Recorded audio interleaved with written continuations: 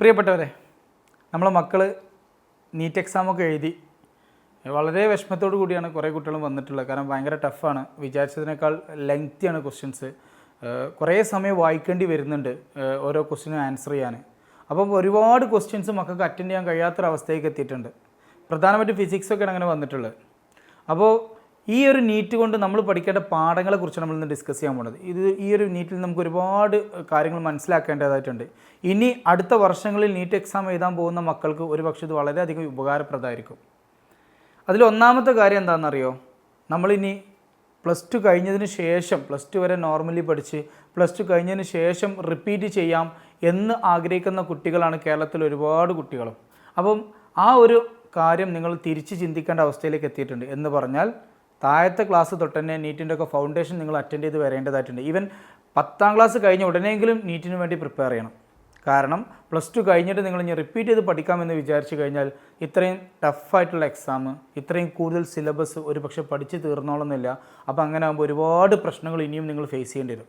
അപ്പോൾ അതുകൊണ്ട് നിങ്ങൾ നീറ്റ് ഭയങ്കരമായിട്ട് ആഗ്രഹിക്കുന്നുണ്ട്, നല്ല ഡോക്ടർ ആവണമെന്നൊക്കെ നിങ്ങൾ ആഗ്രഹിക്കുന്നുണ്ടെങ്കിൽ ഒരു പക്ഷേ നിങ്ങൾ ഒരിക്കലും പ്ലസ് ടു കഴിഞ്ഞ് റിപ്പീറ്റ് ചെയ്യുക എന്നത് മാറ്റിയിട്ട് 10ാം ക്ലാസ് കഴിഞ്ഞ ഉടനെ തന്നെ, 10ാം ക്ലാസ് എന്നല്ല കേട്ടോ ഞാൻ പറയാം, നമ്മളൊക്കെ 8 തന്നെ ഫൗണ്ടേഷൻ ക്ലാസ്സുകൾ ആരംഭിക്കുന്നുണ്ട്. അപ്പോൾ 10 മുതൽക്കെങ്കിലും നമ്മൾ തുടങ്ങേണ്ടതായിട്ടുണ്ട്. അതുകൊണ്ട് തന്നെ പറയുകയാണ്, ഈ വർഷം 10ാം ക്ലാസ് കഴിഞ്ഞ് നിൽക്കുന്ന, റിസൾട്ട് കാത്തിരിക്കുന്ന മക്കളോട് എനിക്ക് പറയാനുള്ളത്, മക്കളെ, നിങ്ങൾ എൻട്രൻസിൻ്റെ സെക്ഷനിലേക്ക് പോകാൻ ആഗ്രഹിക്കുന്നുണ്ടെങ്കിൽ, സയൻസുമായിട്ട് ബന്ധപ്പെട്ട് നിങ്ങൾ പഠിക്കാൻ ആഗ്രഹിക്കുന്നുണ്ടെങ്കിൽ, നിങ്ങൾ പ്ലസ് ടു കഴിഞ്ഞിട്ട് റിപ്പീറ്റ് ചെയ്യുന്നതിനെക്കുറിച്ച് ചിന്തിക്കാതെ 10ാം ക്ലാസ് മുതൽ തന്നെ ഇൻ്റഗ്രേറ്റഡ് സ്കൂളിൽ പഠിക്കേണ്ടതായിട്ടുണ്ട്. കാരണം അങ്ങനെ പഠിച്ചാലേ ഇങ്ങനെയുള്ള എക്സാമ്പിൾ നമുക്ക് ക്രാക്ക് ചെയ്യാൻ പറ്റുള്ളൂ, നല്ല റിസൾട്ട് ഉണ്ടാക്കിയെടുക്കാൻ പറ്റുള്ളൂ. രണ്ടാമത്തെ കാര്യം എന്താണെന്ന് വെച്ചാൽ, നമ്മൾ 10ാം ക്ലാസ് വരെ സ്റ്റേറ്റ് സിലബസാണ് മക്കൾ പഠിക്കുക.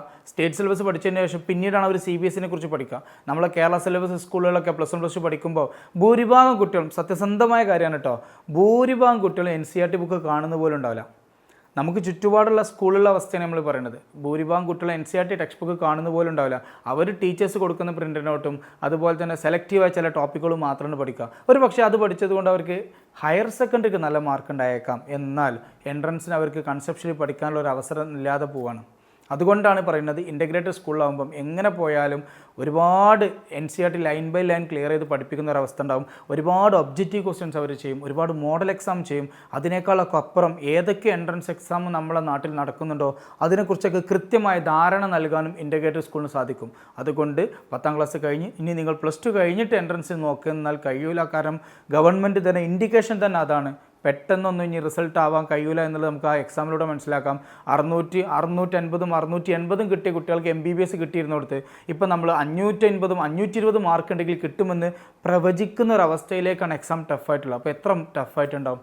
ആ കുട്ടികളുടെ മാനസികാവസ്ഥ എന്തായിരിക്കും? കഴിഞ്ഞ വർഷം ഏറ്റവും സിമ്പിളായിട്ട് എക്സാം ചെയ്ത കുട്ടികൾ ഈ വർഷം എക്സാം എഴുതുമ്പോൾ ഇത്രയും ടഫ് ആകുമ്പോൾ ആ എക്സാം ഹാളിൽ ആ കുട്ടികൾക്ക് എത്രത്തോളം അത് സ്റ്റെബിലൈസ് ചെയ്യാൻ പറ്റാത്തൊരവസ്ഥ വന്നിട്ടുണ്ടാവും?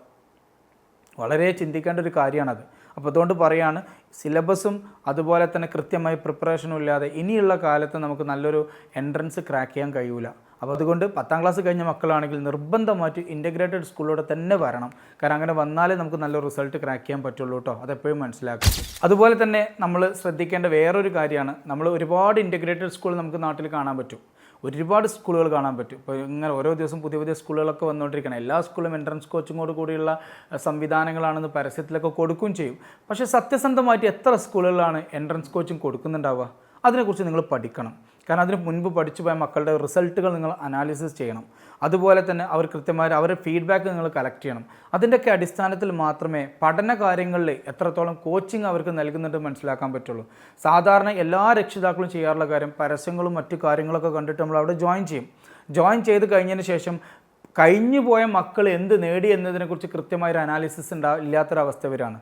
അപ്പോൾ അത് നിങ്ങൾ മനസ്സിലാക്കണം. കൃത്യമായ എക്സ്പീരിയൻസ്ഡ് ആയിട്ടുള്ള മെറ്റീരിയൽസും അതുപോലെ തന്നെ നല്ല എക്സാംസും നല്ല കോച്ചിങ്ങും നൽകുന്ന ഒരു ഇൻ്റഗ്രേറ്റഡ് സംവിധാനമാണെന്നുള്ള നിങ്ങൾ ഉറപ്പുവരുത്തണം. കാരണം ഒരുപാട് സ്ഥാപനങ്ങൾ ഉണ്ടാകുമ്പോൾ നമുക്കതിൽ നിന്ന് നല്ലത് ഏതാണ് എന്ന് തിരിച്ചറിയാൻ കഴിയാത്തൊരവസ്ഥ വരും.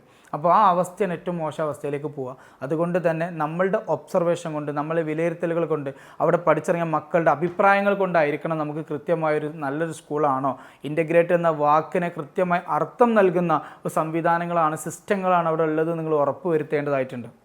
ഒരുപാട് സ്കൂളുകൾ ഇപ്പോൾ അതാണ് സയൻസ് എന്ന് പറയുമ്പോൾ തന്നെ നമ്മൾ കേൾക്കാറുള്ള കാര്യമാണ് സയൻസ് ആണോ എന്നാൽ ഇൻ്റഗ്രേറ്റ് എന്ന് ഒപ്പിട്ട് വെക്കും. കാരണം അത് എന്താണ് അതിൻ്റെ അർത്ഥം എന്നുള്ളത് കൃത്യമായിട്ട് അവിടെയുള്ള ക്ലാസ്സുകളിലോ അല്ലെങ്കിൽ അവിടുത്തെ എക്സാമിലോ ഒന്നും കാണാൻ കഴിയാത്തൊരവസ്ഥ വരും.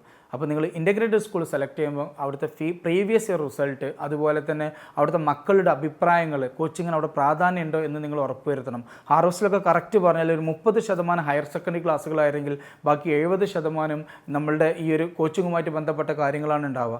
അതിനുവേണ്ടി നല്ലൊരു ശതമാനം സമയം നമ്മൾ മാറ്റി വെക്കാറുണ്ട്. അപ്പോൾ അതുകൊണ്ട് നിങ്ങൾ പ്രത്യേകം പഠിച്ചിട്ട് വേണം ഏത് സ്കൂളാണ് വേണ്ടതെന്ന് സെലക്ട് ചെയ്യാൻ.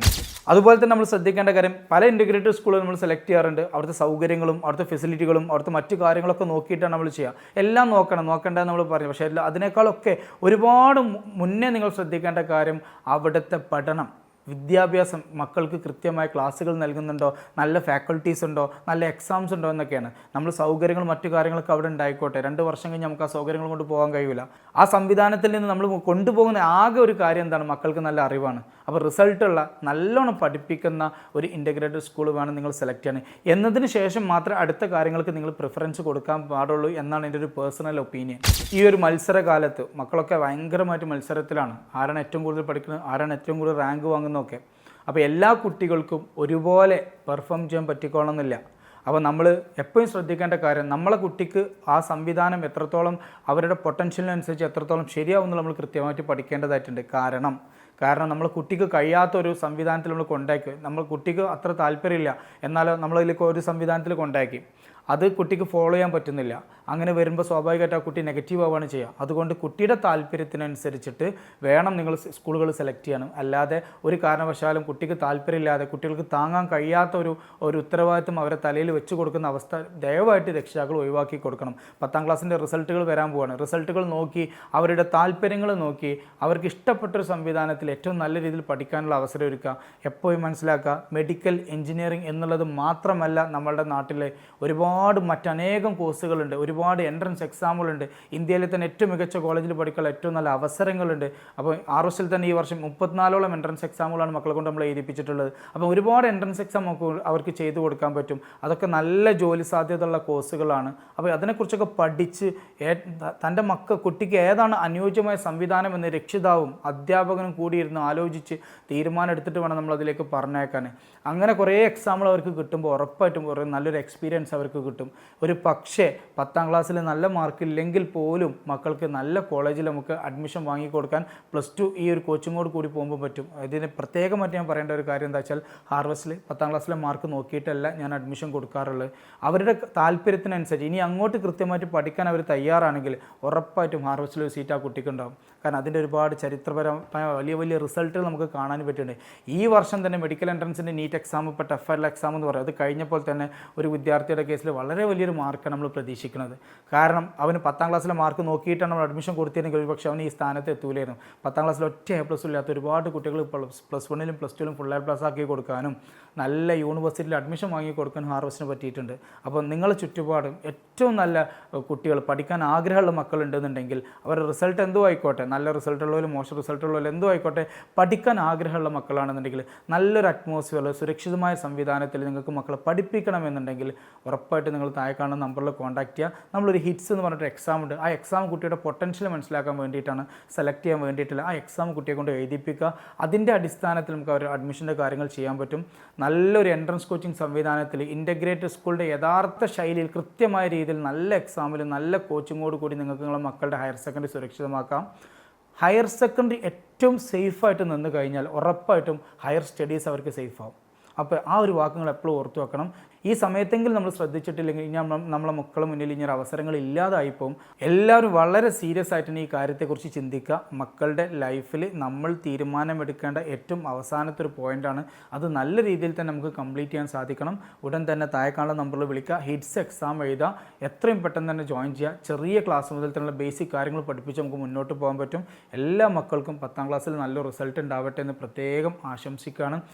ഏറ്റവും ഫൈനലി പറയേണ്ട കാര്യം 10ാം ക്ലാസ്സിൽ നല്ല റിസൾട്ട് ഉള്ളവരോട് ഞാൻ പറയുന്ന ഒരു പ്രത്യേകപ്പെട്ട കാര്യം, ഈ റിസൾട്ട് ഒന്നുമല്ല മക്കളെ, ഇനി ഒരുപാട് മുന്നോട്ട് പോകാനുണ്ട്.